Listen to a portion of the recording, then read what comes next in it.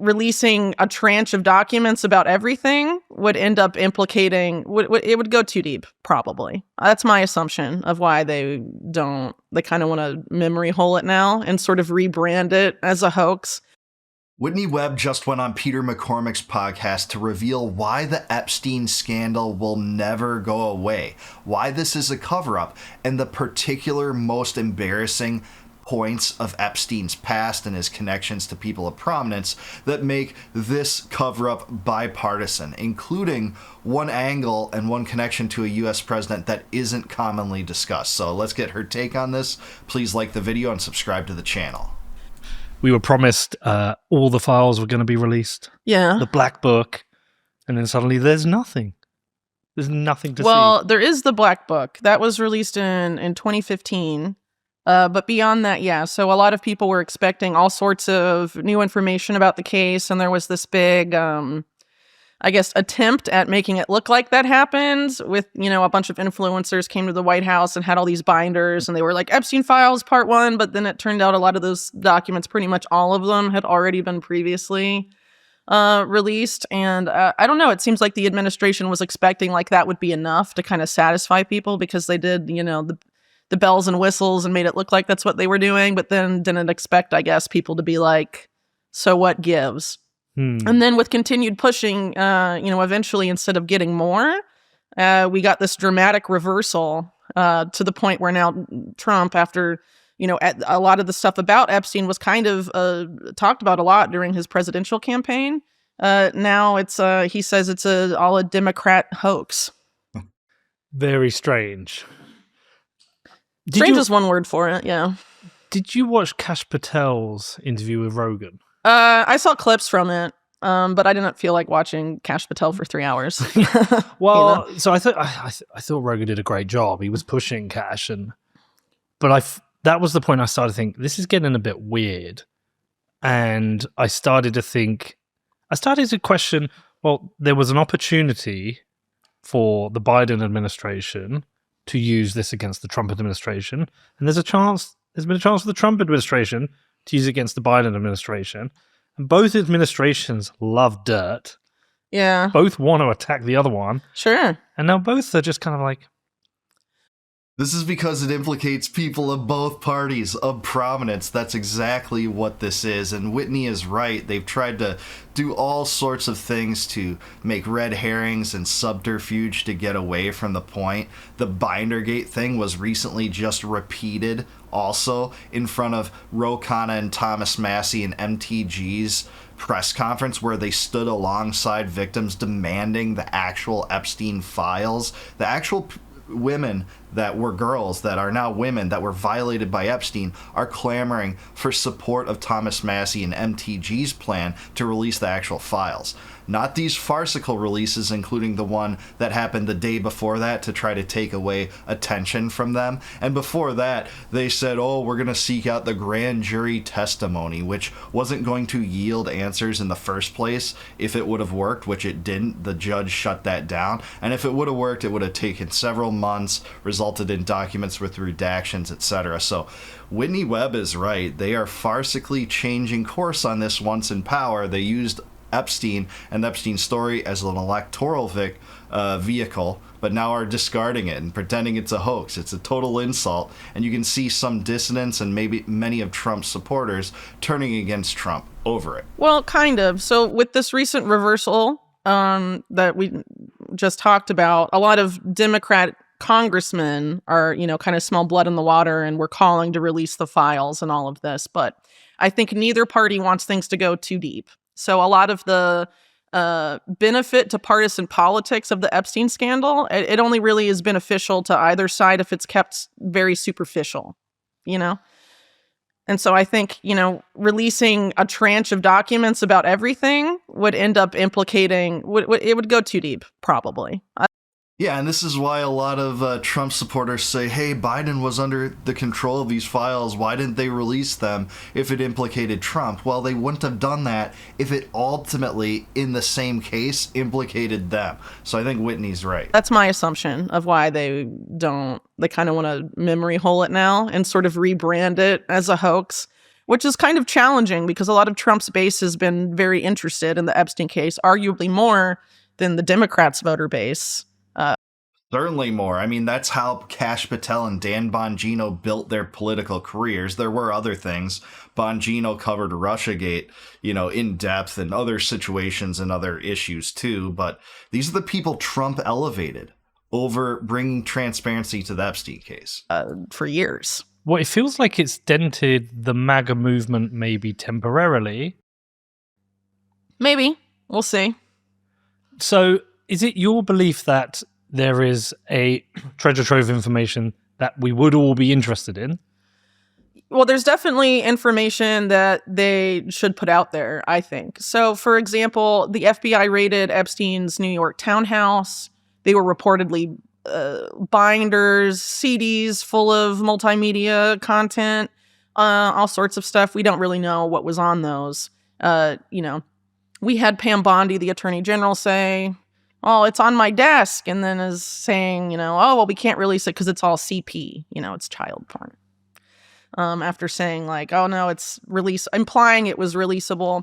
But there's also a lot of strange things that would be interesting to know. Why did the FBI, even though they raided Epstein's residence in New York, why did they not raid Zorro Ranch in New Mexico, another property within the continental U.S.? Why did it take them up to a month to get to his island in the U.S. Virgin Islands?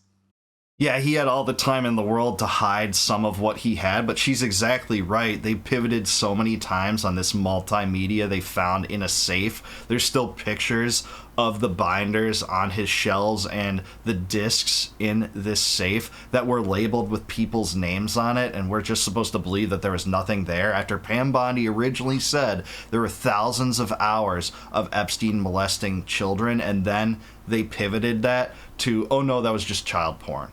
Well, we don't want that released, but we want the culprits held accountable, the people of prominence that he was likely blackmailing over this media, which probably captured a lot of prominent people in compromising positions, to say the least. As far as I'm aware, those delays are unexplained.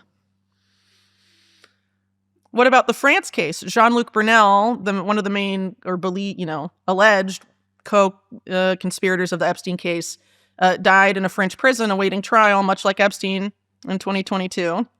And we don't really have a lot of information from French authorities about what they found as part of that investigation, because obviously with Brunel not going to trial because he died, it's not going to come out in the court, right? Also died by hanging, and no surveillance footage as well?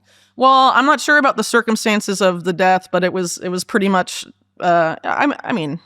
it's kind of shady, yeah. I mean, there was another death related to Epstein in 2022. Mark Middleton. Yes.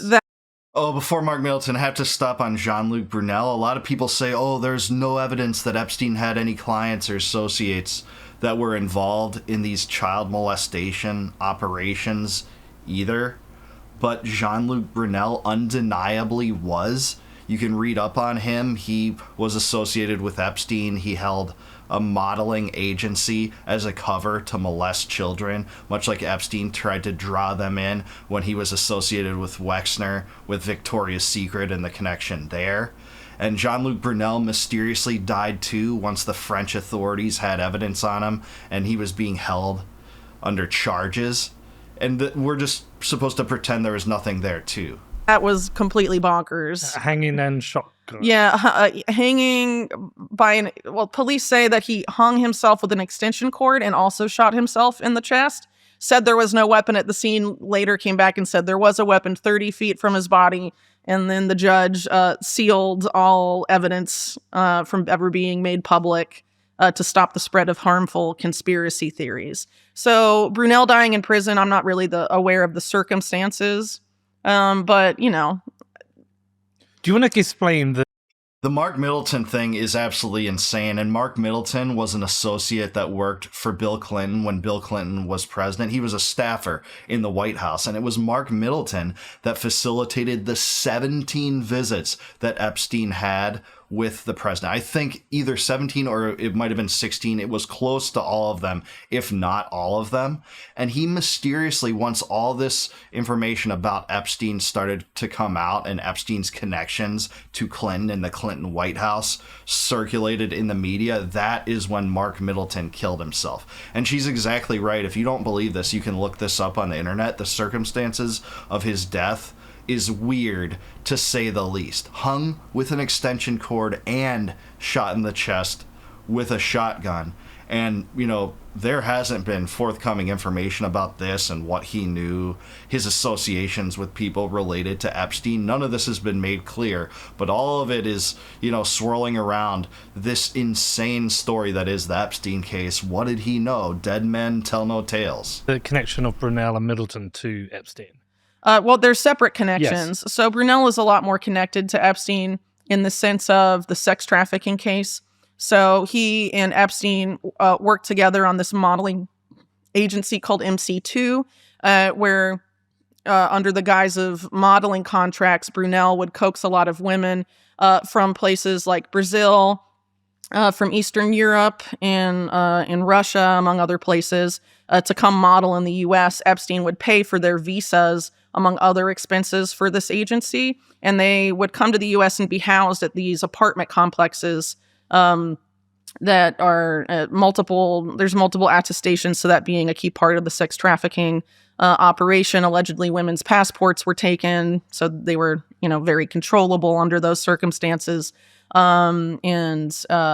Yeah, so I mean, Brunel was a key part in that sense, and he also operated stuff out of Miami and Palm Beach. He had modeling agencies there, and he was known as far back as the 1980s to be an alleged sex trafficker and sexual predator. There was a 60 Minutes expose about him, and then an author, I think his name is Michael Gross, wrote a whole piece about a whole book about the dark side of the modeling industry, and a key focus of his work was Jean-Luc Brunel.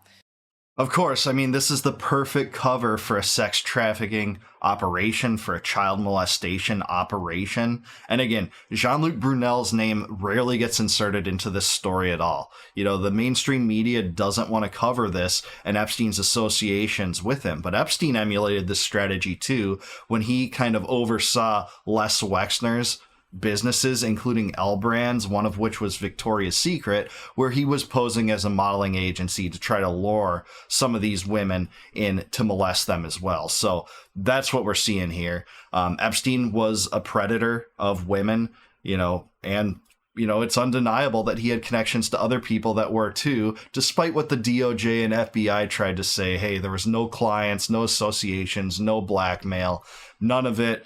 Case closed, shut the door. That's what they want you to believe, but the truth doesn't point in that direction. So he's, you know, pretty well known as being an accomplice of Epstein in court documents and beyond. And Middleton was Middleton was the main person that Epstein was meeting with when he was going to the Clinton White House in the 1990s. And he went a lot. Well, he went 17 times between 93 and January 95, and Middleton left in February 95. So basically, you know, there's a more or less a coinciding between the end of Epstein going to the Clinton White House and Middleton's ouster from there. Yeah, and in Middleton's suicide happened shortly after the extent of those meetings was revealed. So it was known that Epstein had been to the White House a few times, but they didn't, the full extent, the 17 meetings, most of them were with Middleton. That information came out in 2022, and a few months later, this incident with Middleton takes place. Yeah, that's exactly right. Before that, it wasn't known how many times that Epstein met Clinton at the White House and Clinton's party and Clinton's staffers there. But once that became prevalent, that's when he killed himself, right? With the extension cord wrapped around his neck hanging and a shotgun blast to the chest. And then the authorities said that the weapon was 30 yards away from his body. None of this makes sense if he really did kill himself, just like they say Jeffrey Epstein killed himself. But I think Whitney Webb's exactly right here. Too many people of prominence and power, both in the political world, you know, the business world, the lobbying world, the legal world, were implicated in this, and that really reveals why both Biden and Trump don't want to let this information out. It'd be too destructive to people in prominence and maybe America's greatest ally in the world, Israel, because Epstein had plenty of associations with Israel. Ehud Barak, the former head of IDF intelligence and prime minister, stayed at his house for prolonged periods of time. He paid Ehud Barak multi-millions of dollars to produce 2 essays, one of which he didn't even finish, as potentially a cover story for funneling money. And Whitney really gets at this in her book. I can't recommend it more. One Nation Under Blackmail. Volume 2 is fantastic. It's where I learn much of what I do about Epstein and the Epstein case and his associations with Israel. Epstein ran in circles with Douglas Leese and Adnan Khashoggi, who were involved on the Israeli side of Iran-Contra. For many people that don't know, the arms funneled through Israel, our greatest ally in the Middle East, to go to fund Iran and fund the Contras. And, there's so many pieces to this puzzle that the regime does not want us to see. And I can see why. I mean, looking at the people in power that would likely be implicated here, there's no secret as to why. So this was an electoral vehicle for Trump and his associates to kind of ride into Washington on, but that they were just going to shut down the moment they got in. And Bindersgate is something that they've replicated several times with these red herring releases. Well, I support Thomas Massie and Ro Khanna and MTG's attempt to have a disposal petition signed to get this disclosed so that we can get truth for the victims, we can get the information of Epstein's connections to intelligence, and we can have the cold, hard truth in front of everyone. The powers that be damned. I don't care who gets the political credit for it. I just want it to happen. And Whitney was also right. Most Democrats were not making this an issue under Biden. Ron Wyden was one of them that is, and he was talking about the fact that there are over $1 billion in wire transfers that the Treasury Department knows about, that they won't release the names to which the people that Jeffrey Epstein sent money to. That could be subpoenaed. He's seen those, and he said it involves people of prominence. That's all we know about it. That has been ignored too in the mainstream media, and that's what we need to get to the bottom of. But I do want to hear from you. Let me know down below, do you think that the Epstein scandal will ever go away? Will it become this generation's JFK? Is Whitney Webb right about this? Let me know in the comments down below. Please like the video, subscribe to the channel, also subscribe to Peter McCormick. Really appreciated this interview. It was awesome.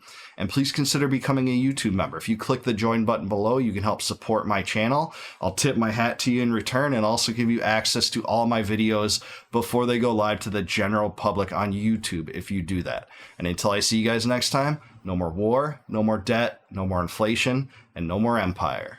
Peace out, guys. Catch you in the next one.